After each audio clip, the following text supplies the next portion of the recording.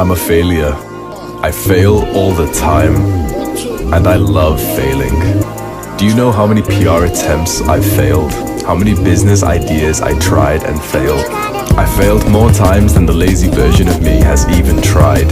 I even tried to be a rapper at one point. I technically failed in university. I tried to become a writer, a dropshipper, a fitness influencer. I tried and gave up many different sports and habits.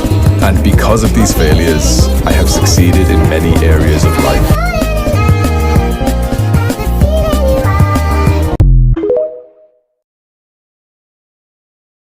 I don't care about the YouTube channel. I don't care at all. I genuinely feel like I've completed this layer of my purpose, which was totally fixated on growing the channel and spreading the message of self-improvement to the men out there.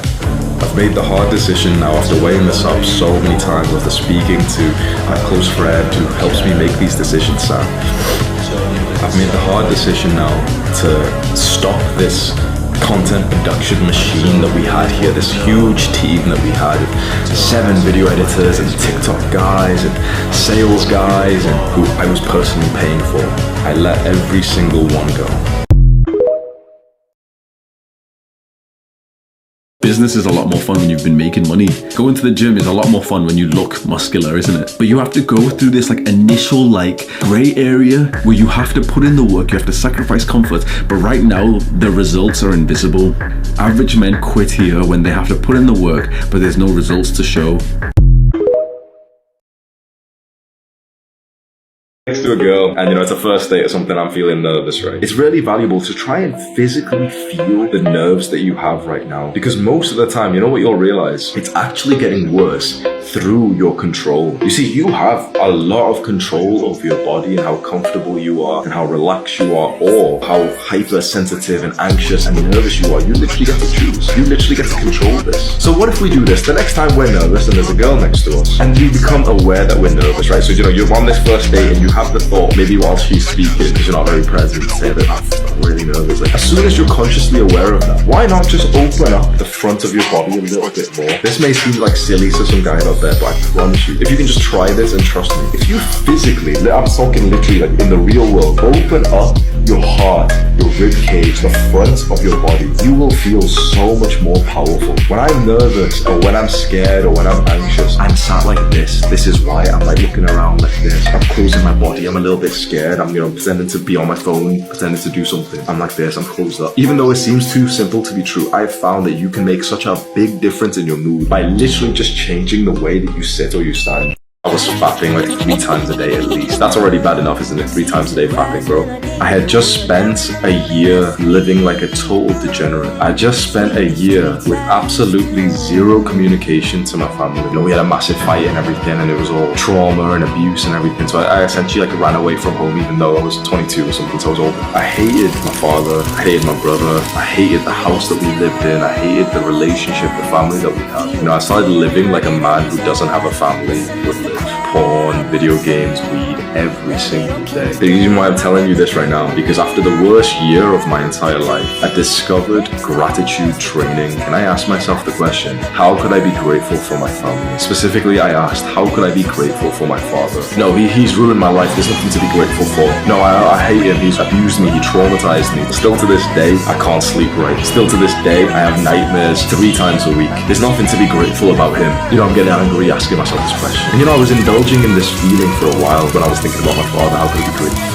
And the first little thing comes up. He brought us to the UK. I was born in Pakistan, and I would have had the life of a Pakistani essentially in Pakistan, right? But you take that as it is, but it generally means somewhat of a worse upbringing in terms of education, wealth, and finances, opportunity compared to the UK. Okay, he brought me to the UK, but whatever. I don't even like the UK that much. The weather's not even that nice anything. He provided for a family of 5 as a sole earner, because my mom is a housewife. It's a traditional relationship. She's the housewife, he goes out with me. Solo earner, working 2 jobs for 10, 20 years. And not very desirable jobs that he's admitted he doesn't even like. He literally does not like them. And one by one, I'm starting to fill up a page, so I'm journaling right now, fill up a page of the things that I could be grateful for, and eventually I'm bursting into tears as I write more and more and more, and I realized for the first time in my entire life, maybe I'm 23 years old at this point, for the first time, I've reframed something positively. What once felt like quite an insulting question. How could I be grateful for this? It changed my life forever, because with that question and the answers, I'm grateful for my father for so many different things. I patched things up with my family. I moved out of the apartment I was staying in with that girlfriend, broke up with her, went back home, got onto a dopamine detox, fully put my head down to try and spread any level of knowledge that I have.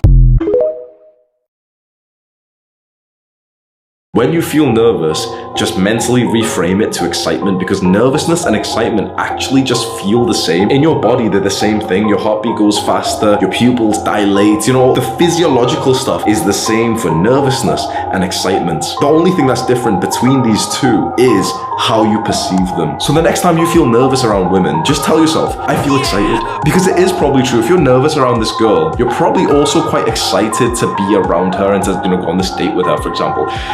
Bro, I have to give this disclaimer all the time, and there's like this culture online, I don't care about girls and stuff, but it's like, it's cute to be excited for a date. That doesn't make you a simp. You should be excited for every date that you go on. Every time you see your woman, you should feel excited. All these guys who pretend like they're too cool, Sigma male and stuff. There's gonna be guys watching this right now thinking, oh yeah, I'm just gonna cringe, I'm just cares too much about girls. It's like, it's so weird, bro. These days, it's lame to say that you're excited to go see a girl. Think about that. It's lame to say that you're going on an audition for, a double interview for love. Love is lame in 2023. And I don't know about you, but I don't want to live like that. Sex is seen as so important. The thing is, for a good relationship, it is incredibly important. But with the amount of social and cultural and even government pressure that you're going through, it's gonna be so much higher in your list of things to care about for most guys, which means that it's on a pedestal right now. Especially if you've grown up watching porn and looking at girls on Instagram and everything, especially TikTok as well. It makes you worship not just women, but just sex and pleasure and hedonism. Because is it not worship if every day you give it your complete devotion, your complete attention, every day staring into the phone of this girl that you follow on TikTok or Instagram, of this porn star that you really, really like? Is that not worship? Are you not worshiping an underage girl if you check her TikTok 5 times a day? That's what we do instead of praying these days. And so we have women, and especially casual sex and hedonism, on a pedestal. We're told that that's the most important thing ever. I think love is extremely important. I think good, solid, secure, healthy relationships, extremely important. Maybe the most important thing in your life is your relationships. Honestly, the people you have in your life, your friends, family, and also romantic partners, probably the most important and valuable thing that you have in your life. But we don't think about our family 24/7, do we? Especially if you're a young man, you wake up thinking about ass, don't you? Quote from Andrew Tate that I really like, so I'm gonna read it to you. If you approach a girl and try to talk to her and you fail completely, within 30 seconds, she's gone. She's forgotten. Whatever you've been through in your life has yet to kill you. Going over to that girl and her rejecting you, you won't die. Come on now, little bro, let's go over 10 ways to be less nervous around women. Number 1, and probably most important, why? Bro, every time I do one of these clickbait videos, there's 7 ways to get girls, there's 3 things. I do these somewhat clickbait titles and try to still make them really educational inside the video. But every single time I do a video like this, number 1, the first point that I always tell you when it comes to getting girls is to stop watching porn, and even the softcore stuff that you see on TikTok. And Instagram's literally just softcore porn, TikTok's mostly softcore porn, and you can cope all you want and say oh no, my TikTok's full of Andrew Tate shorts, and yeah, it probably is, and my Instagram's full of just UFC and football stuff, and yeah, it probably is, but you're still probably seeing more ass on your Instagram than your entire bloodline has seen before you. So it's still gonna mess you up, isn't it? Why is it that porn makes you nervous around women? Well, just think about it. It's messing up your brain, and it's doing it in such a malicious way. Because when you watch porn, especially video content that you see on Pornhub or something, usually what you're watching is another man piping the girl that you want.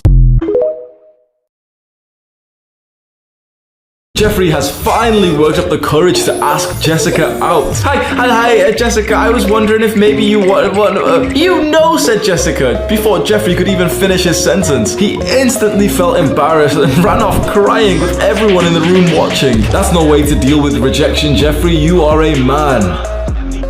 Adonis.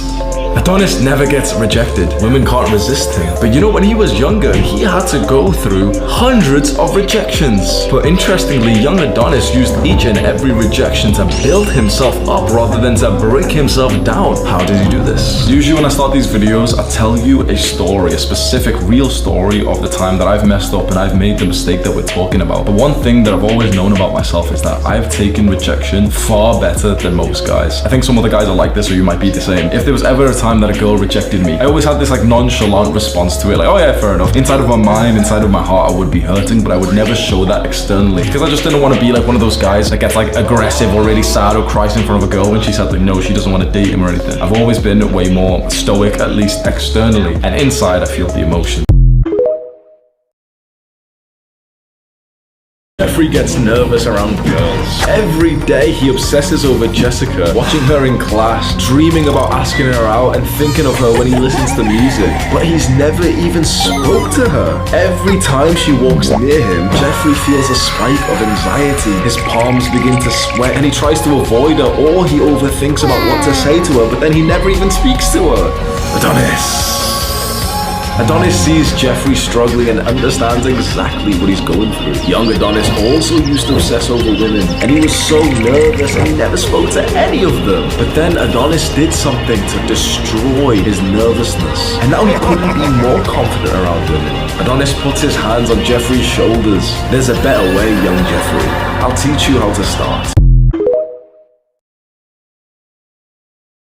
If a girl tried to like get sexual with me, I actually wouldn't let her because I was so embarrassed about what I looked like underneath my shirt. It was genuinely a very dark period of my life. I don't really have that anymore because, you know, I've done 8 years of, or whatever, however long of bodybuilding now. I think I look pretty good, and so I am fairly confident with my body. But for a very, very long time, it was horrible to have this. And from my understanding, it does come from low testosterone. Because think about how many guys are turning, 15, having a terrible diet, testosterone and all their hormones have been messed up from all this stuff around us. There's talks of BPA and plastics can mess up testosterone, but then that's been disproven in terms of like plastic bottles aren't that bad for you. But we know that BPA, this like weird product, this thing, we know that that is actually really bad for your hormones, and that no one's really talking about plastic bottles anymore. But now we understand that receipts, when you buy something in the store and the cashier drills it in, gives you the receipt, we understand that those receipts have an absolute disgusting level of BPA. We're touching that on our fingers, touching it, maybe you're touching your afterwards, maybe you're putting the receipt like I did this, bro, and this is maybe a coincidence, this is maybe a conspiracy theory.